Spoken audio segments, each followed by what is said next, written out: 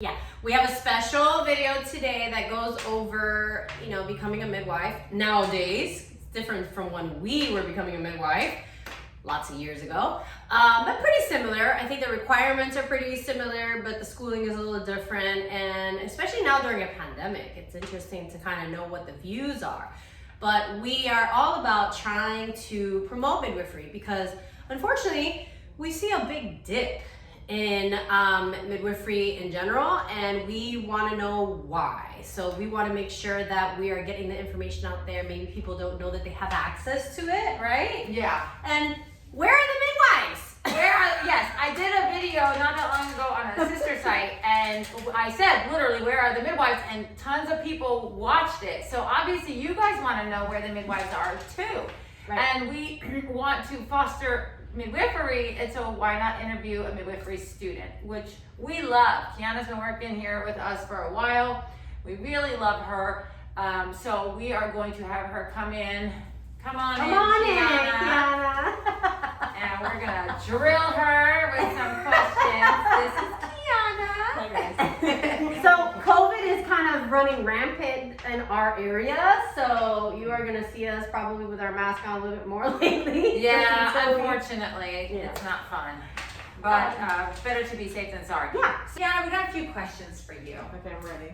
First is the obvious. What made you want to become a midwife? Okay, so I learned and discovered midwifery in high school. A lot of my friends actually became pregnant in high school.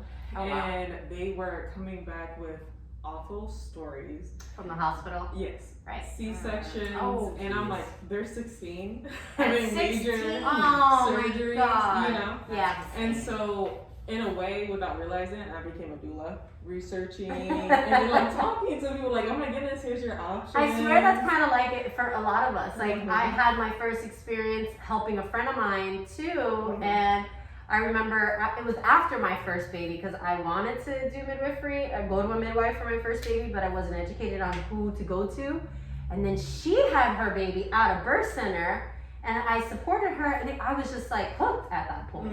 It really is such a different experience, but also for very specific reasons. Right, Hospitals exactly. are meant for sick people to help them. So Right. they're really good at that versus birth centers that are there to nurture low-risk, healthy women that have beautiful births. So Yes. the two shouldn't necessarily cross unless they have to. Exactly. Right. And in college, I went to college, and instead of like doing my homework, I did research or documentaries and educated people. Nice. And, Wow, you are a doula. Right? So, so when I went to apply for grad school, out of nowhere, the school I went to kind of popped up, and I couldn't stop researching it. Lo and behold, I applied, I got in, and here I am. Wow. Nice. And you came from Tennessee. Not So we're in Florida, and she was in Tennessee, and she decided to come to a school in Florida. Yeah. There's no schools over there, right? Yeah. There's the farm, but they. But that's not even in Tennessee. No. I also Well, don't yeah, think it's for midwifery. It's I don't in summer. Is it summer? Something. Yeah. But Summerton, I Tennessee. think. Summerton. But it was crazy with this school down here because all the other there's midwifery schools like all around the country. So I was like, how am I supposed to move down there? I don't have any money. You know, I was post grad, and this school opened up the year that I applied. Okay. And it was close to my grandma's, so that's when So I. that Oh, makes right. sense. It's a satellite from the main school. Gotcha. Gotcha. So it was like fate. So what is it like to be a student now, especially in the pandemic? Has it been more difficult? Have you found it to be, challenging because of everything? Yeah. So the pandemic hit my second year In school. and so obviously I saw the stark difference. Right. But also, so it is a lot different, but it showed the need for it even more. Right. So the people in my class, we stayed in it because a lot of people we thought were going to drop out, but everyone stayed because we realized how much of a need there was. Oh yeah, we saw the difference too when hospitals were like having all these crazy requirements and shutting down. Well, we just had a local hospital shut their labor and delivery because of COVID So cases. sad. It's so sad. We had an influx of people, and I have to tell you, it's not always a great thing because those moms were not necessarily going to choose an out-of-hospital birth, so now they feel like they have no choice. That is not the best way to choose your birth plan. That's not the secret to success. No, it's not.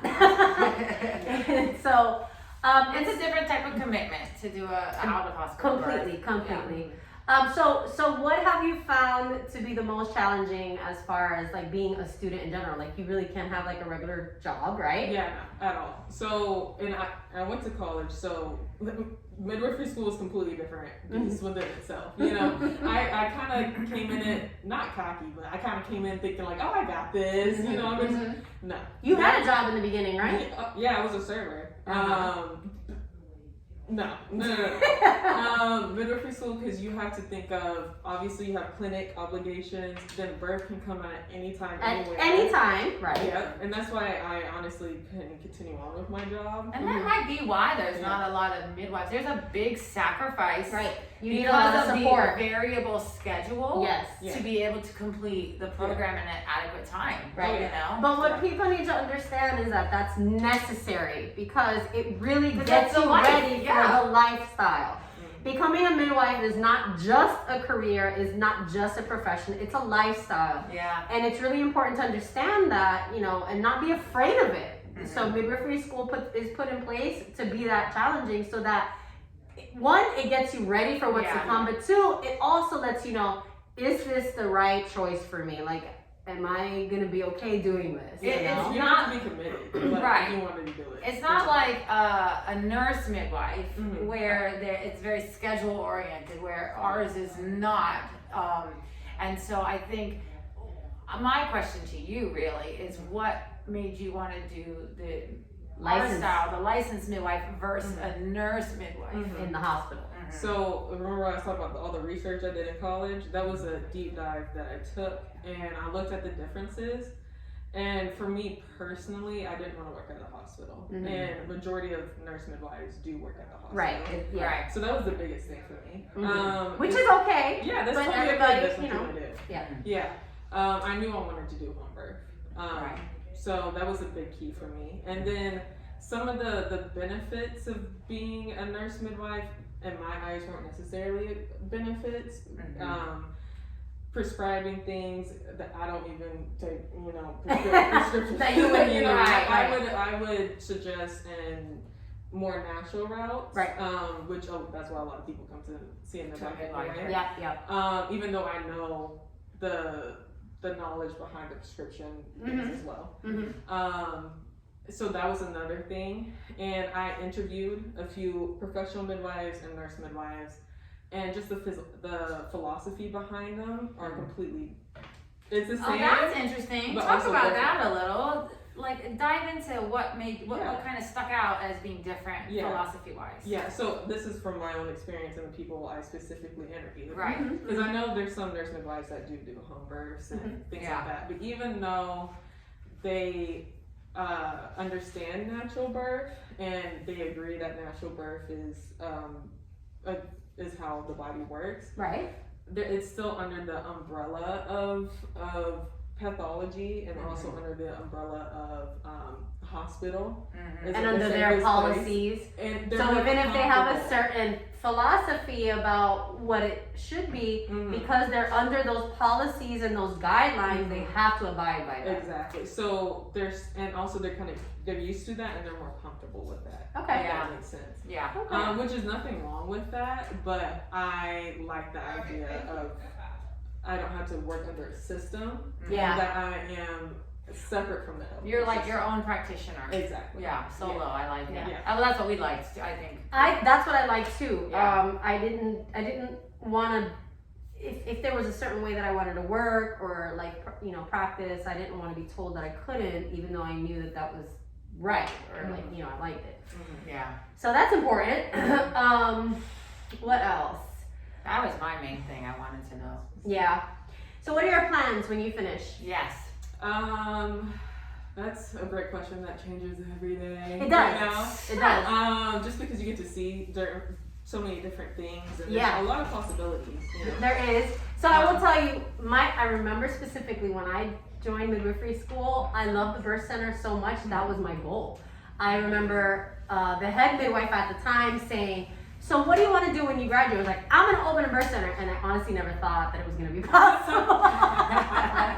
And I was the opposite. I did not want to. I know, and it's so funny, that's usually the other way around for us. Like, she's trying to get me to do new things, and I'm like, no, and it was, you know, it was the other way around. But, and I did it. It took us a while, but I did a lot of home births, and that's another thing. Like, we tell all of our students and anyone that's going to come into this field, you need to get your feet wet into all the different aspects of birth work. So you should assist a lot of midwives, see the different styles, see the different methods that they work. You know, when I graduated midwifery school, I worked with a midwife, and I learned so much about homeopathy and herbs that I had never done in midwifery school. Because in midwifery school, they teach you the fundamentals, they teach you the basics, they teach you, you know, what's required. But there's so many outlets that you can take. And so I recommend that to all the students. Oh, yes. Yeah. Work with other midwives. I grew the most was when I expanded to working with way more midwives. Yeah, absolutely. Like, oh. Yeah. Become a birth assistant. We host a birth assistant workshop quarterly. And we have one coming up soon.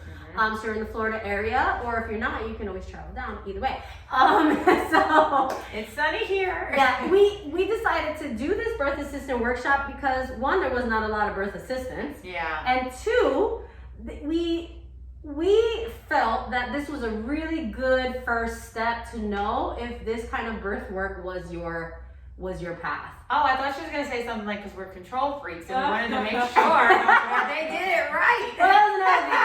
Like, we wanted to make sure that our birth assistants worked the way that we taught them, and you know, we wanted to make sure that it covered more. It covered. What we were seeing, we felt like the responsibilities of a birth assistant are great. And so we wanted to make sure they understood all the different, you know, areas of becoming a birth assistant and what that meant, and the knowledge to be able to perform those duties properly. So right. Yes. And what's amazing is that our and birth Kiana assistant took our birth assistant workshop. How'd She you did. like it? I did. I liked it.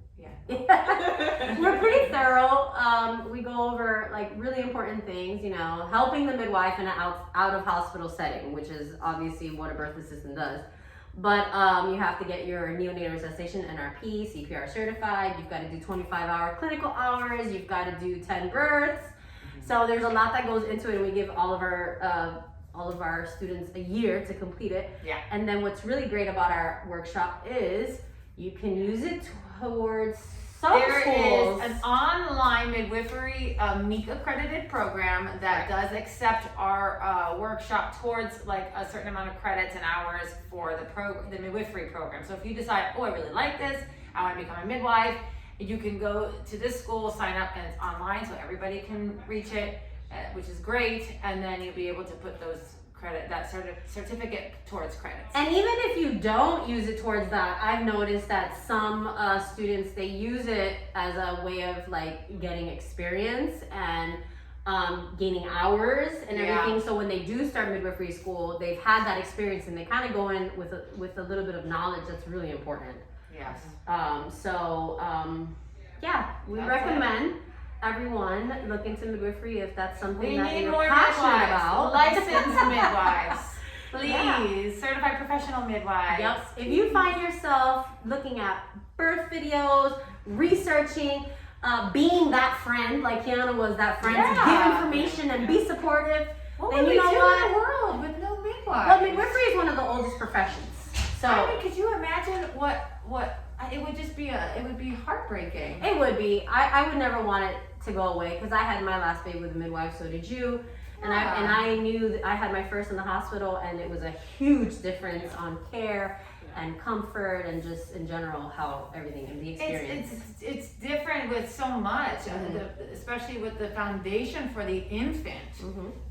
You know, a lot of the things that are put in place by the midwife or that we don't bother actually disrupting is essential for, you know, the growth of humans. Absolutely. So I think that if we lost that would be a big, you know, thing that would be. And I think especially with like the pandemic now, like we're especially seeing how broken the healthcare system is. Yes. And a lot of people who go into the healthcare system wanting to help and wanting to make a difference. Midwifery is not only outside of that system, but you actually build a relationship with that client. It's so true. Yeah. I mean, we just yesterday got an update from one of our clients a year later. Oh, look, the baby turned a year. So we really developed that relationship with our clients because it's such a personalized style of care.